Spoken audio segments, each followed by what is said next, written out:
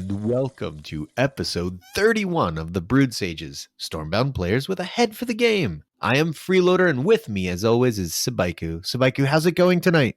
Fantastic. We are the Brewed Sages, easily the second best Stormbound-related podcast in production. And as a reminder, you can always follow us at Brewed Sages on Twitter, or for all of you who have a photo of young you in overalls, our email address is thebrewedsages@gmail.com. This week, as we had last week, we have invited a guest onto the show to be our guest host. And in fact, it's going to be our first repeat guest, the one, the only, Reckless Rush, is here in the house tonight. Reckless, how's it going? It's going great. Thank you so much for having me. Both you guys are just amazing, and I've been having so much fun, doing all kinds of things with you guys. So let's hope this episode is also just as entertaining. It is our pleasure to have you. I can't believe we are this lucky. You have been keeping yourself busy. One of the things that we thought we would highlight tonight is obviously everybody knows Reckless Rush, the deck. Everybody knows Reckless Rush, the Kitty walkthrough. If you don't know, Stormbound Kitty has an entire section of the website dedicated to Reckless Rush's deck, how to play it optimally. If you're new, if you've got low levels, if you want to compete at a high level, go there, read it. After that, go to Reckless's YouTube channel. There's all this wonderful content this man has already created for the game. But beyond all of that, Reckless, you've done some weird things with the game. Give us a quick history of some of the side projects and weirdness that you have done with this tiny little game, Stormbound. How have you been expanding it into new horizons? That's actually a great question. I mean, there's a lot to branch off here. I always want to keep the game fresh. Yeah, like you said, want to just I don't know. I'm always that type of person to I like things that are new. I like things that are fresh. I like things that just shine, and I always want to keep the game almost updating on my own purposes, I guess, for my own purposes, and just in general make others have fun along with it. So I guess one of the big things that I really enjoyed doing was this series I have on my YouTube channel called Rush to Diamond, where I start with a fresh account, completely free to play. And then you guys can always watch me play and see how I get to Diamond, of course, and see my thought process behind all my plays, what decks I can make, stuff like that. It's always really fun. And then I also have this other series that I personally enjoy quite a bit is speed runs. Speed runs in Stormbound. It sounds pretty silly, but I really enjoyed having speed runs starting from a fresh account, once again, free to play, and then just climbing, seeing how fast you can reach X rank or something. And yeah, I mean, currently we're also doing we're hosting this tournament called Draftbound, where essentially we have a Discord bot that is always active, and players have to draft a deck from scratch. So the way it works is, so first it'll actually give you one of two factions to choose from, and then after that, it pretty much closes in on a pool of cards that you can actually choose from because of that faction, and it just starts outputting 3 cards, and you have to pick one, and then you make a deck. And yeah, it's been a lot of fun doing that as well. Sorry for talking so much, but yeah. That's all right. It sounds like you got a lot going on there. Yeah. Please keep talking. We don't want to talk. You're here tonight, so the two of us can just kind of sit back and honestly, you're more interesting than we are. Okay, well, if I can branch off a bit more on that, I mean, you know, Freeloader, you and I have been actually collabing on YouTube, where we're actually rewatching some of the matches that took place in this tournament, and we're just analyzing the plays that went through and analyzing the decks. It's a lot of fun. I've been having a blast hosting this tournament and even watching the games come out of it. For example, just today there was a match between Dirk, a well-known equals player in the Stormbound community, and then another player called Turtle Powers. I hope I'm pronouncing that correctly. And the match was actually hilarious. The final game ended like this. Dirk set up the board perfectly so that there's 4 1 health units on the board. And then he sent a Butchers into the enemy base. Full health base, by the way. The Butchers killed off his own Tagore, buffing the Butchers along the way, and then doing 12 damage to the face. And I was so surprised. It was I was trying to say just moment of silence. It was just so incredible to watch that game. So he had were there just to clarify, were there any enemy units on the board? Yes, there were. That were larger than 1 health. There was one at the time. It was 3 strength, and then Dirk purposely played a unit to attack it and make his own unit 1 health. So he Okay, planned that all out. so there was no, so it was a 50-50 whether Tiger was going to spawn a dragon unit somewhere or buff the butchers. Yes, correct. So he rolled the 50-50 on a Tiger. I know. It was No, that's insane. fantastic. You got to take that kind of shot. I love it. No, this is ingenious. Holy smokes. Yeah, and then just as you mentioned, your last guest host was Thomas Petrie. He's actually right now doing the best in the tournament. He hasn't lost a single match. It's been so intense for him, but he's been holding on very strong with this ironclad like aggressive deck, and it's so fun to watch him. He's been doing some crazy lethals from across the board, from having no front line to somehow throwing in a runner into the enemy base in 1 turn and winning. It was What? yeah, I'm How? not No, it's kidding. amazing. He's just a crazy. He's just Does he crazy. have sound drivers in the deck or something? Not sound drivers. He's playing agents of charge. Okay. So he's just throwing that in. He also has Tagore, he has wind makers, all kinds of crazy shenanigans going on there. That sounds awesome. So he's good at Heroes League and at Equals, you're saying. So Yep, exactly. And it's been such a surprise. Not just heroes, not just equals. You have to understand, Draftbound is a totally different thing than equals. It's played in equals, yes, but you don't get to choose the cards. It's what you manage to find in the draft. So, Reckless, tell us about that. You said that you get to pick from one of two factions, and then the cards are presented to you randomly. Is there any sort of weighting for faction cards versus neutrals, or is it just completely a crapshoot with the pool of cards in the game? So I could actually set it up so that it could be, weighted RNG, but currently I just wanted it to be a little bit more fair in a sense. So yeah, I weighted it based off rarity, where every deck will be limited to two epics, one legendary, and the rest is a random number of commons and rares because some rares are honestly worse than some commons. So I kind of bunched them together for that. That's Yeah, so true. that makes sense. You wrote all this code. You didn't like go hire some college buddy or whatever to write it for you.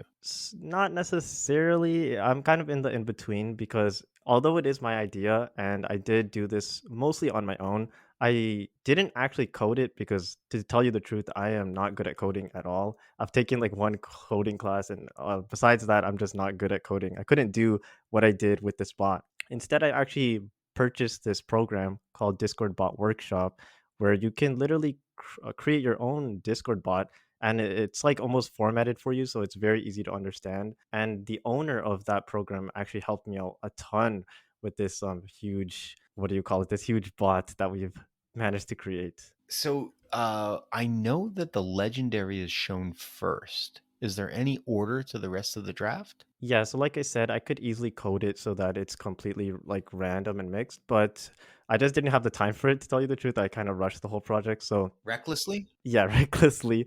So I currently have it set so the first card is a legendary, the fourth card is an epic, and the seventh card is an epic. That sounds like a good way to do it, though. Yeah, the interesting thing is that you can never see repeats. So at least like I accounted for if the player picks that card, it won't show up again, obviously, because that doesn't make sense. And if they don't choose the card, it won't show up again either. Oh, that's Nice. interesting.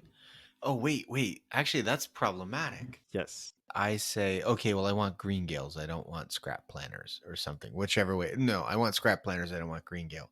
That means I'll never see green gale, even though, Even though you did not pick it. Yeah, wow, Yeah, that's so you're wow. absolutely correct. It is slightly problematic. So no, once no, again, no. That's not problematic. That's fantastic. It That makes is those interesting. choices just so much Yeah. more difficult to make. It puts a real lot of pressure on your decision making when you're building the deck. that's a good like view on it. But at the same time, I could once again make it so that it shows up again if I wanted to, but just takes a little bit more time. We're trying to get this bot actually improved. I've been also improving it a little bit throughout the tournament, and the ultimate plan actually is once this tournament is over, I'm going to set up the bot so that it's perfect in my point of view, to the point where we can actually have like an ongoing event, and there's just weekly rewards given out by Sheepyard because Brazoza actually seems to really enjoy this idea, this draft idea. He keeps reaching out to me and asking me like some interesting questions, and we're just working towards that ultimate goal, I guess you could say. So that's just a quick teaser, but hopefully a lot of you can are interested in this kind of idea because I think it'll be lots of fun. It's a fantastic idea, and I really do hope they bring it to the game proper in the future rather than something that you have to set up through Discord. And I hope when that happens, you get a cut of the royalties. You deserve it. Thank you so much. Sabaiku, I have this flashback to when we started playing Hearthstone, and I'm just thinking, like, draft mode has to be in the game at some point, right? One would assume so. Gosh. Who knows how high it is on their priority list? I suppose all of that is true, but here's the obvious question then. Would you play gold to be able to draft a deck using effectively Reckless's code to create a deck and then play like a best of 12 kind of series? Oh, absolutely. I know, right? Especially if one thing that I think that Hearthstone did well with the arena mode, and I hope that Cheap Yard copies, is that the cost to enter was pretty nominal. It wasn't a ton. And the rewards that you got from progressing after just a few wins. So basically, if you could go 50-50, you basically made rewards back that were worth the gold that you put in. It's important to be, I think, generous with this kind of mode with the rewards, especially when it's new, because you want to incentivize people to actually play it. We've had that conversation in the past how the player base for this game just isn't huge, and any new game mode could really cut into the ranked game mode and make that experience worse. Now you have long queue times in two different game modes instead of good queue times in one. That's fair, but if I remember correctly, you could hit your coin cap on a daily basis playing in casual or in ranked, but your arena rewards were always separate. And so you could play to your coin cap and then just switch over to your arena deck and play a couple of games in that and see what kind of rewards you could get out of finishing your arena run. So it's not necessarily the case that we would be cannibalizing the pool of players who could be playing in ranked, because it is totally possible that a lot of those people would play in ranked until they hit their coin cap for the day. Although now that it's 700 gold, maybe not. um, and then they could switch over, kind of a thing, right? Yeah, that's a good point. There's going to be of the two different game modes. There's going to be some overlap in the middle. So Reckless Draft Equals is a mode that you have been experimenting and nearly perfecting at this point. This is your second tournament with it, right? I believe so. It's been such a long time. I can't even remember that far back. But yes, I think so. What are some of the other just sort of off the wall concepts you've experimented with? Oh, honestly, there's like so many in my mind that I've been working with, but I never really sat down to like make it into something functional. I think one cool mode would be like having both base halts at one health and then banning a bunch of cards so that there's no chip cards allowed and like movement is very scarce in the whole game mode. And the whole goal is obviously to finish the opponent off, considering you only have one base health. Both players have one base health, so it's like a sudden death. But once again, there's no runners, so it's really hard to get across the side of the board. Boy, that puts cards like Toxac into high esteem, right? What else you got? I mean, I know one that I did work with you a while back, but it never really worked out as planned. It was kind of like this capture the flag mode where essentially I can't even remember how it works, but I think it was like a tile is essentially considered the flag. A tile on the board is considered the flag, and both players need to capture it somehow and like occupy that tile for X amount of turns or something. Yeah, And for two then turns, for two straight turns in a row. yeah, two straight turns in a row. The difficulty is obviously do you attack to capture the enemy flag or do you defend your own flag? Like that kind of thing is pretty interesting as well. It's a little difficult to implement, of course, because movement is always a thing. Like your units will always move forward when your turn starts, so it's a little bit difficult to sort all of that out. See, now it would be so easy. You'd always want to play winter and just use ice flakes because, boom, you've got a unit that you could just put in the flag and you're done. Ooh, that's a great new idea. Actually, I didn't even consider that until now. All right, we're going to move forward from here. One of the things that we wanted to do, since this is the first episode that we are producing in May, we wanted to give a shout out to Lombard Man for finishing first in April's Heroes League. It was Thomas Petrie when we did our last episode in first, but over the last 24 hours of the season, Real jumped in front, and then Lombard jumped in front of him. And so the final three finishers, Lombard Man in first, Real in second, Thomas Petrie in third. For those of you who weren't following it too closely, you now know the end. Then there is the draft tournament, which we've talked about how it's all set up. But we haven't talked too much, Reckless, about where it's at. So how's it going so far? Like I mentioned before, Thomas Petrie is dominating, going completely undefeated. I believe those games were honestly so stressful as well for both players that had like him and the player he had his rivals. Those games must have been completely stressful, but it was completely like mind blowing to know that Thomas Petrie would just lethal you from across the map. Those were so funny. I actually coined that term, Thomas the Train, just because it's so funny. It's almost like you have like cargo going straight down the line. So funny. And then in the losers bracket, we still have a couple games that haven't been played, so we're kind of just looking at them here. I mean, like the Magi was Thomas Petrie's last competitor. However, he unfortunately lost that match, so he is actually very far into the losers bracket. Then we have other important names here like Overdrive, Arthas Rue, Luke Kelp, Dirk seems like he's coming up as well, The Singularity, and Lucifer. So Lucifer is not a fairly acquainted name, but he is actually in the tournament and he's been performing pretty well as well. Moving on from there, Sabaiku, the balance changes are now a full week in. How have you been experiencing the meta? Have you felt any differences to, say, Greengale Serpents? Have you seen any armed schemers or boomstick officers?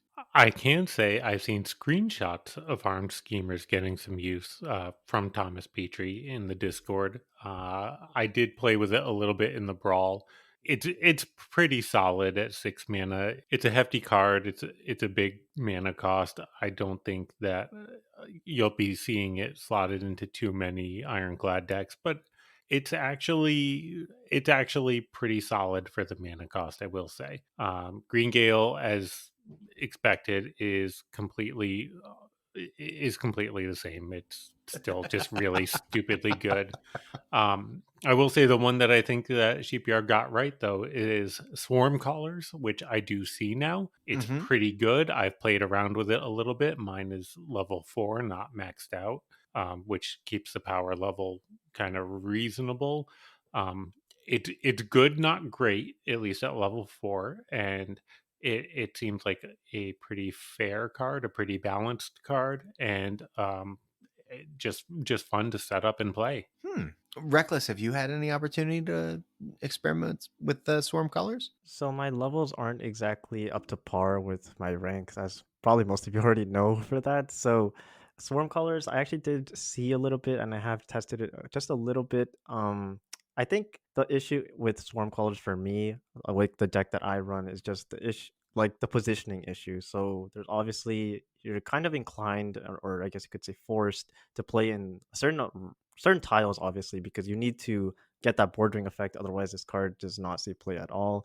And that can also mess up the way you want to position the board. So all in all, I think this card is great in a very more than more than medium amount of satyrs in the deck. Otherwise, you're gonna be losing out on a lot of value, and you'll just miss out opportunities to play this card. However, overall for 3 mana, this card is pretty solid. I imagine I'm going to play it more often than I play Boomstick Officers. But then again, has anyone of the three of us experimented with Boomstick Officers yet? So for all the changes you actually mentioned, I obviously have not played with these cards, and I've seen them quite a little bit, just a little bit on ladder. But I think the thing that is most funny to me now is now that I'm hosting this draft tournament, all these changes actually have a major impact on how people want to draft their cards. For example, Oh, boomsticks good point. was already actually decent in my opinion in draft. It was actually not the worst, but now it's actually pretty good. It's a very strong card. You can play it aggressively and you can also defend your base at the same time. Armed schemers having a way more value now, and then swarm colors obviously definitely being more playable than its former version. That's a really good point. There are also the new winter pack cards, which actually went live today. We are recording this on Friday the 7th. Ice Flakes Glacier Palace. Guys, what do we think? So I have not played with either of these yet, with them being just out. Definitely seen some screenshots, some videos. The Merc has been posting his videos to the Discord playing with the new cards. I gotta say, Ice Flakes looks pretty fantastic. It's just a big beefy body. It eats up the opponent's units, and Glacier Palace looks like maybe it is not quite as strong. It's definitely something you need to build around a little bit more, but it looks like a lot of fun. I think so. Reckless, what do you think? As for me, I would say Ice Flakes. Ice Flakes, Ice Flakes, the ultimate destroyer of my deck. This card is actually insane in my opinion. Regardless of the fact that it freezes itself or not, like we know that it has +1 strength higher than the vanilla Lawless Herd, which is already very strong because 7 strength in my opinion is super optimal. You get out of range of cards like Void Surgers, Hunter's Vengeance, Tonic Sacrifice, you have Dark Harvest, you have all the standard, 5 strength units, for example, Gifted Recruits, maybe Green Prototypes. The list goes on. But this card is actually disgusting because now that it frees itself, it actually stays on that tile for 1, 2, yeah, essentially 2 turns. So it's stuck in that on that tile for 2 turns, and it makes it very difficult for the players, the enemy player, to move around it. Usually, you would just say, okay, this player played a no movement unit, just play around the board, or maybe you have to clear it. If you have to clear it, you're already dealing with a higher strength Lawless Hurt. And if you're going to play around it, you're going to have to wait another turn. So it's going to be very difficult to play around this card. I think this card is absolutely insane. I really like this card, and I might actually start playing this if I ever play Winter. Wow. High Ooh. praise. I gotta say, I agree with you 100%. And the fact that it can eat up a 4 mana card, like the Remnant from Scrapped Planners, like Toad, just a full strength Toad going into it, just doesn't get any extra value. It's really hard for your opponent to deal with without wasting a lot of mana on it. It just feels so good. Especially in a deck with Mistwives. I mean, that's where I get most excited about it. When you can land a Mistwives on a base, a lot of times, especially like in a winter to winter matchup, for some reason I always watch my opponent play Max Rhymelings into, gifted or green prototypes even. And it's just like, oh, okay, well, my Mistwives is dead. Uh, in this case, when you can play it with something that's 6 or 7 health, the chances on 6 mana of them ever getting to chip down that 10 health is almost non existent, right? Like, yeah, it can happen. It could be like Frost Hexers into Icicle Burst, for example. But in general, it requires a phenomenal defensive turn in response to this card. And that's when you're playing it offensively. Defensively, same kind of thing to Reckless's point. Like, I can put the vast majority of my mana offensively because the 2 mana into this card is adequate to protect my base. And that's a huge statement. It's powerful. I think one thing that's actually funny, I didn't think about this until today. Someone mentioned it in the chat, where essentially, if you play this card and the enemy's playing Shyvana, they can actually Shyvana this for free. That's going to Yeah, be that is some serious counterplay. that is going to be rough. I mean, in the same way that if you play Heliotroopers as Shadowfen, your opponent can mark this prey for free. Like, Yeah. now Shyvana is maybe a little more common than Marx's Prey, which is not a meta card for sure in the Heroes League at least. But the point still stands. Like, your opponent has to have it a in their deck in the first place, which not everybody does, and then b have it in their hand to answer it on the turn you play it. I think it's worth the risk most of the time. You're forgetting the most important part. Your opponent also has to be playing winter. So at best, that's 25 to maybe what, 30% of the meta. If the meta really shifts towards winter, Find out next week in our meta report. there you go. But it's not 100% of your opponents are going to be playing winter. So therefore, 100% of your opponents cannot be playing Giovanna. And then from there, you just, like you said, you cut the pie into smaller and smaller pieces. And then you get down to the point where, well, then on top of all that, do they have it in hand? Where my mind goes is Reign of Frogs. I've played Rain of Frogs in my Shadowfen deck forever. My opponents have sometimes been Shadowfen players themselves. And it turns out that you need to be careful about when you play Rain of Frogs in the mirror. But you can figure out and you learn how to deal with that such that you don't play it into their butchers. You don't play it into their Bragda turn to give them a 1 health unit to trade into with Bragda. You learn how to kind of cope. I think the same thing will be true here. If you play it as an opener into winter, you might get burned. That's the thing to think about, is giving your opponent a free 4 mana turn might not be the best idea. So into the winter v winter, maybe you don't play with it on the first turn. Maybe you cycle it. Maybe later in the game you play it and you use it to dictate where your opponent has to play Shyvana if they Yep. want to get any value from it, and you can Mm-hmm. make your opponent block off access to your units. There's definitely some positioning tricks you can try to work with there. Yeah, I actually don't think it will be as bad as it originally sounded. I just think we just don't know yet how the counterplay works in the mirror because no one's gotten to experience that yet. There's also funny areas, like gray areas for this card where you can't actually you can't confuse this card and expect it to move the next turn, or you can't even push or pull this card because it's frozen. You can't also Hysteria this card. Loris doesn't work. There's like all kinds of funny things going on with this card. I think it's gonna be quite interesting to see this card in play. Correct, you Yeah. can't Hysteria this card this turn, but there's no rush. You can sit on it to next turn because guess what? It ain't moving. Well, if you're placing the ice flakes offensively, that means everything else on the board will have moved, though, and that might make your hysteria worse. Well, Yeah, no, that's true. Or unplayable. Yeah, yeah. No, I was thinking specifically if you played it along your baseline, your opponent can't Hysteria at this turn, but they can always just sit on the Hysteria till next turn because the Ice Flakes will still be there. you make a great point, though, Reckless, about this not working with Loris. So, for example, you could use on 7 mana, you could play this and Ubis, and normally, playing Ubis next to small units really just invites your opponent to use the Loris to chip it down.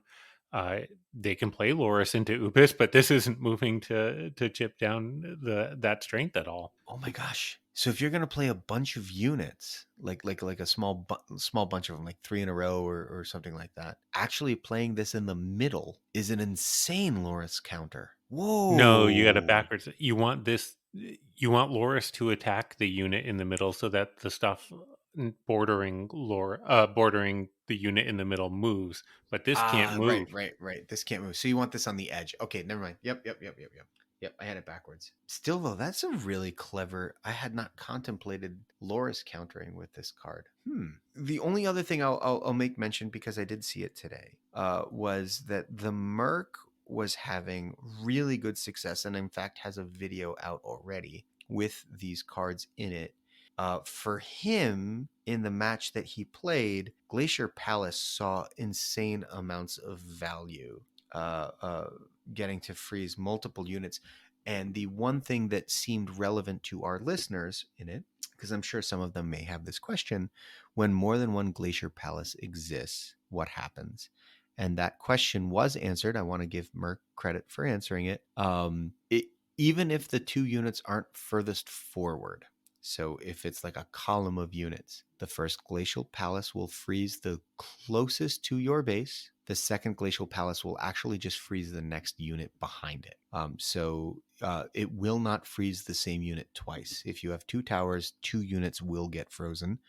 So that's actually pretty handy. And it also was sort of an edge case I hadn't contemplated. So the card text basically reads: freeze the furthest opponent unit as long as it is not already frozen.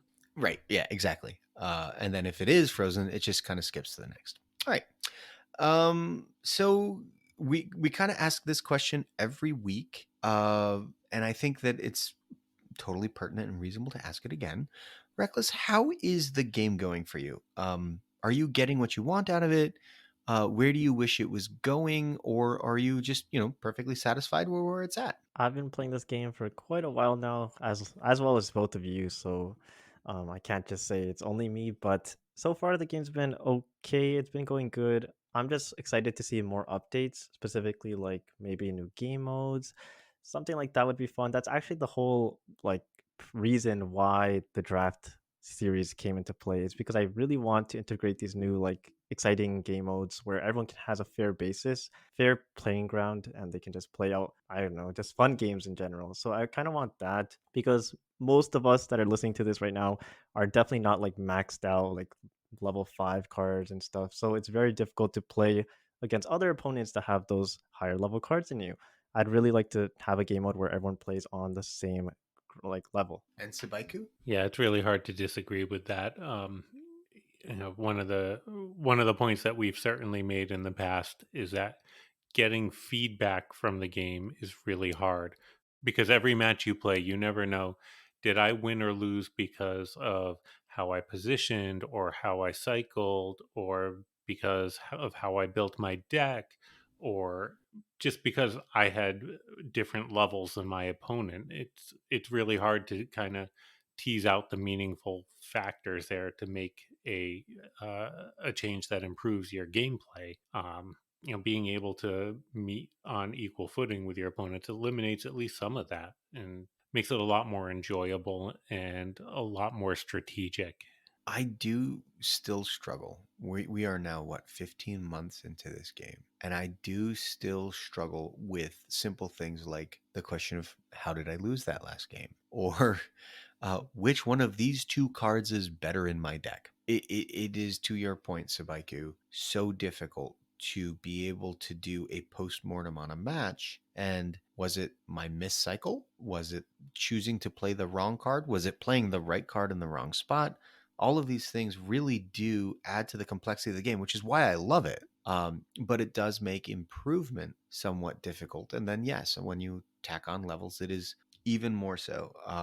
I am personally very excited for the idea of the brawl getting split into pieces, where they've been contemplating. They've said this publicly. Uh, that not only would there be the brawl the way we see it now with whatever levels you happen to have, but also a limited level brawl that might take place in the first half of the week. So like Monday, Tuesday, Wednesday kind of thing, that you could play for a short period of time before jumping into the other brawl. And I'm really excited. Like equals is interesting. Level fives is, super powerful. I remember first time Sabaiku and I watched a FrostCon video when we first got started. We were watching it like, it's just a different game. That's not what we're playing. Uh, you It's remember that? true. I Yeah, do. we I were do. like, 100%. what is I'm going sitting on? there with my level 2 cards and like, oh no, this my games do not play out like this at all. Right. There was something insane where somebody had like I don't, it might have been a moonlit area or something, but all the units on the board were over 10 health, and we're just like, how do you ever win from this condition? Like, how do you come back?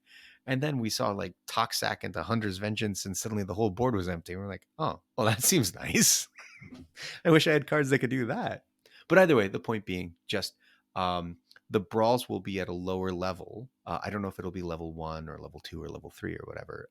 But that was the proposal, was that the early week brawls might be at a different level. And that concept itself just sounds so phenomenal to me. I'm fairly excited about it.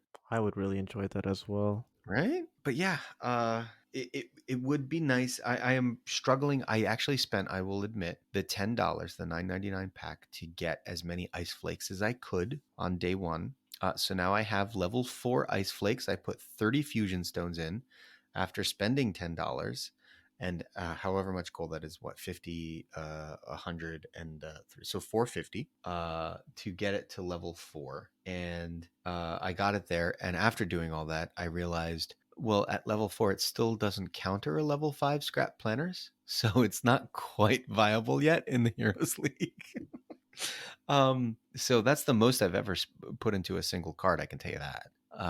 I am still, a little concerned about the economy, and I want to adopt these new cards as they come in. I want to help promote new metas and new decks and new play styles. But I can't do this every month. I can't spend the $10 on top of everything else that I'm spending on and stuff.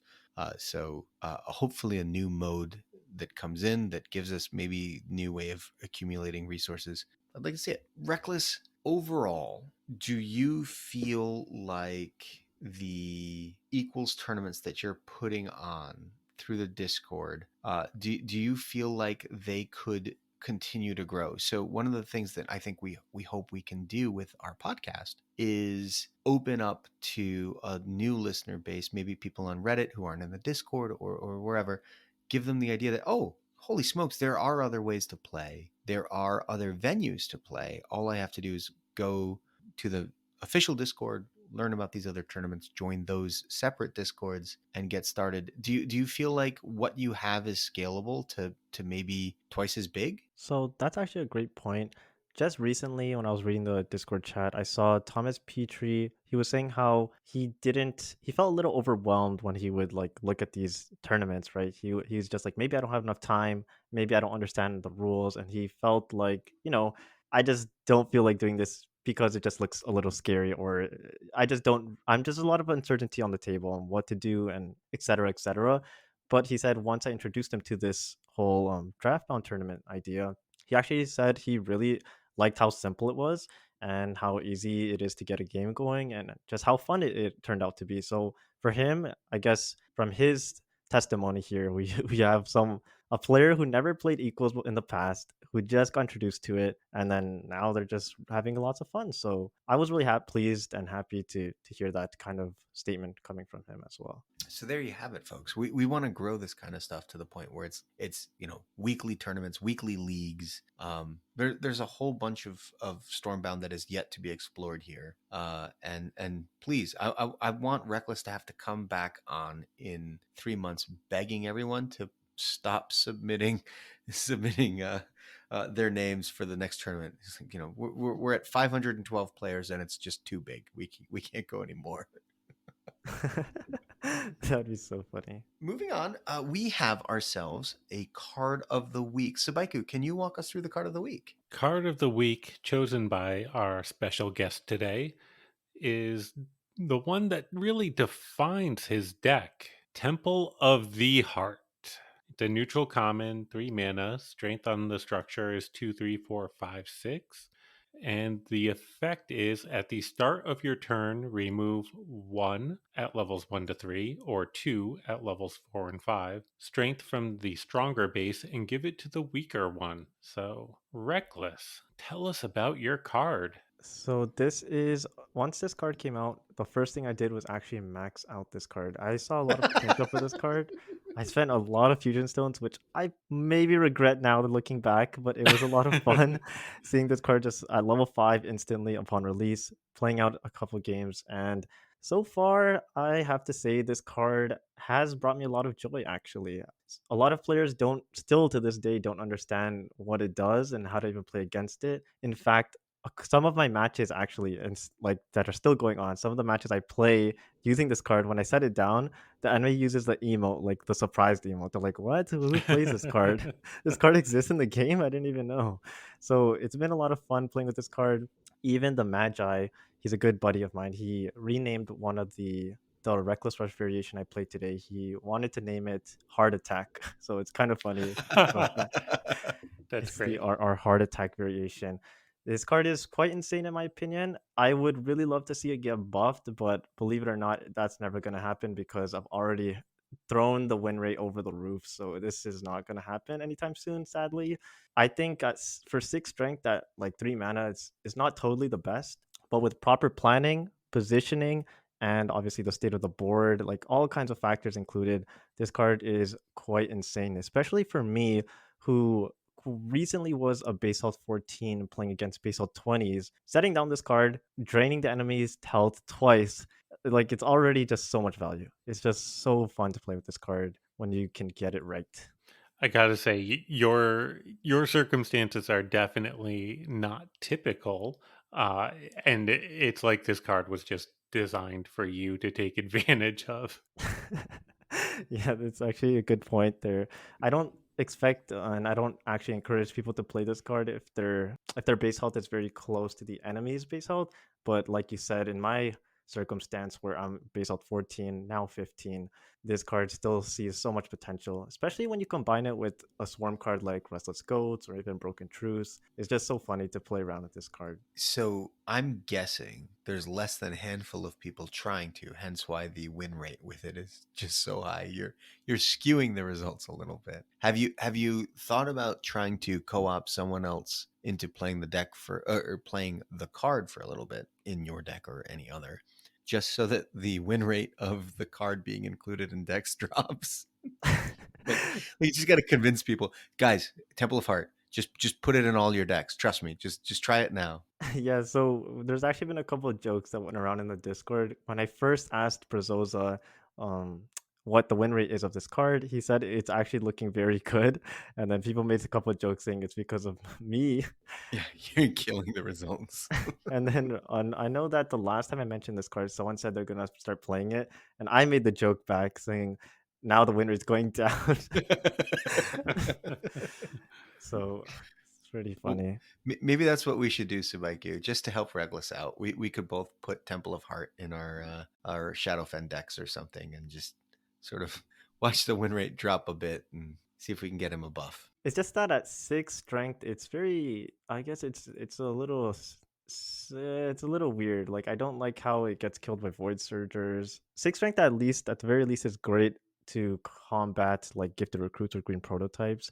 But I don't like how it dies so easily to dubious hags, destructobots. When that happens, then the game goes a little bit downhill. 6 strength is vanilla stats for 3 mana, right? Like that's West Wind Sailors at level 5. Yeah. Which means that your opponent doesn't have to put any extra mana into it than you did, and that's abnormal for a structure. Typically, the structures do have a higher strength for the mana cost because they can't move, and that's the offset that they have. The fact that Sheepyard rated the strength so poorly for this particular temple means that they thought that the effect was really good, is the only way I can look at it. Yeah, 100% agree on that point. But they're also right. The effect is insanely good. I mean, not if you're a base health 20. It doesn't really help you early. Well, at levels 4 and 5, it's a 4 health swing in the game. Correct, if you play it on the right turn. Yeah.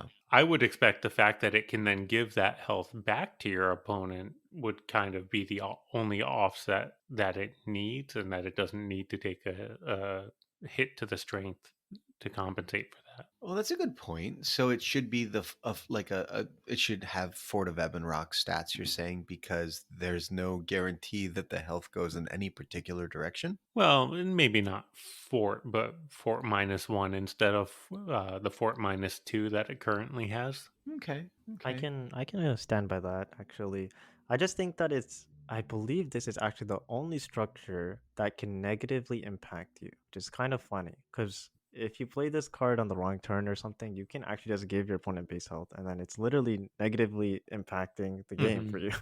So Right. Yeah, late in the game, it might be a card that you actually have to not play. If you accidentally cycle into it, if it comes back earlier than you expect or whatever, you might have to just sit on it and not play the card. Well, you could always put. I mean, at even at like at 6 health, it should kill something or at least reduce the health of something on a board late game, right? Like you could at least just stick it in front of one of your enemy units, so it's not alive for your next start of turn. It's just reduce that unit by 6 health, kind of a thing. That's fair. And you can also use it to just try to hold your front so your opponent has the choice. Well, do I kill it and deny my opponent at the front, or do I leave it up and take my chances but get extra base health out of it? yeah, I think what makes this card really great is the whole mind game component to this card.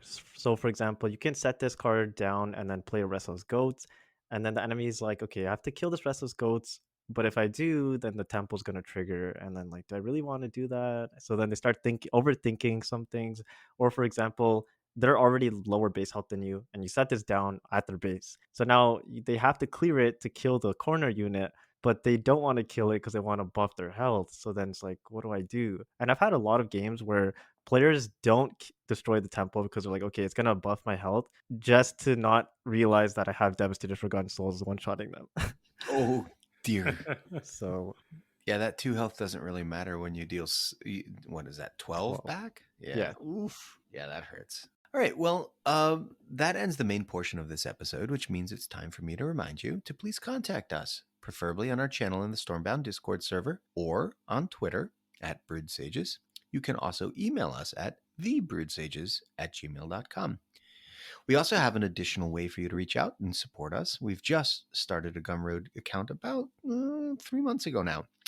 You can become patrons of our work. Check out the link on our Stormbound Kitty page. This week, we heard from a few of our listeners. First off, we heard from The Merc with the quote, "Yeah, boy, yeah." Arthas Rue says, "Beautiful episode. I'm really impressed with the detailed insights Thomas brings to the table. It was an absolute pleasure to listen to." Well, thank you so much, Arthas. Supla Law says, "So Swarm is the meta now?" And Thomas's voice is so similar to what I imagined. That's going to do it for tonight's episode. For Baiku, I am Freeloader. We are the Brewed Sages, reminding you to stay hydrated. Thanks, Reckless.